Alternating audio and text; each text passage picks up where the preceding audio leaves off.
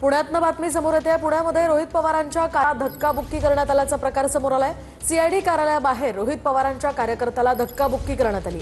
कार्यकर्त्याला पोलिसांनी ढकलून दिल्याचा आरोप होतोय। रोहित पवारांनी हा वाद आता मिटवला। गेटवर काही वेळ यामुळे गोंधळही झाला होता। अप्पर पोलीस महासंचालक सुनील रामानंद यांच्या भेटीसाठी रोहित पवार आता दाखल झालेत।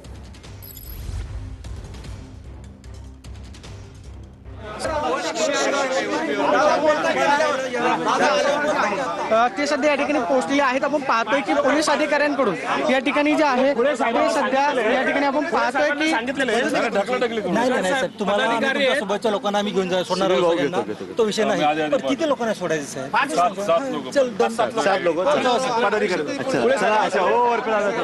सध्या रोहित पवार जे आहेत ते सध्या सीआयडी कार्यालयामध्ये दाखल झालेले आहेत। रोहित दादा, तुम्ही आता भेटायला आलेला आहात। सीआयडी करून या सगळ्या प्रक्रियेला वेळ लागतो। आलो बोलतो। सध्या रोहित पवार जे आहेत ते सध्या या ठिकाणी दरम्यान रोहित पवारांची सीआयडी अधिकाऱ्यांसोबत चर्चा सुरू असल्याची माहिती आहे। काल बीएसआर कंपनीचे मालक वीके सिंग याची सीआयडी कडून चौकशी झाली होती आणि आज रोहित पवार या संदर्भात माहिती घेण्यासाठी इथे आले असल्याचं बोललं जात आहे।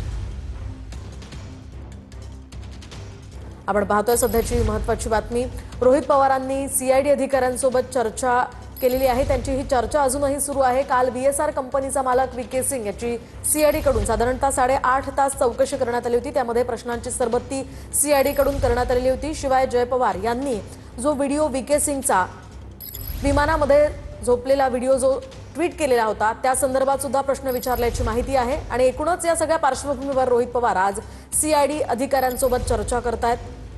या सगळ्या पार्श्वभूमीवर आपण पाहतोय सीआयडी अधिकाऱ्यांनी बीएसआर कंपनीचा मालक वीके सिंग याची काल साधारणतः 8 ते 8.5 तास चौकशी केली।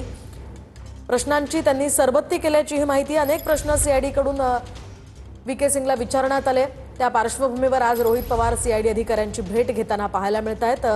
वारंवार रोहित पवार अजित पवारांच्या अपघातासंदर्भातला संशय व्यक्त करत कारवाईची मागणी करतायत। बीएसआर कंपनीवर सुद्धा त्यांनी काही आरोप केलेले। या सगळ्या पार्श्वभूमीवर सीआयडी अधिकाऱ्यांशी त्यांची चर्चा सुरू आहे।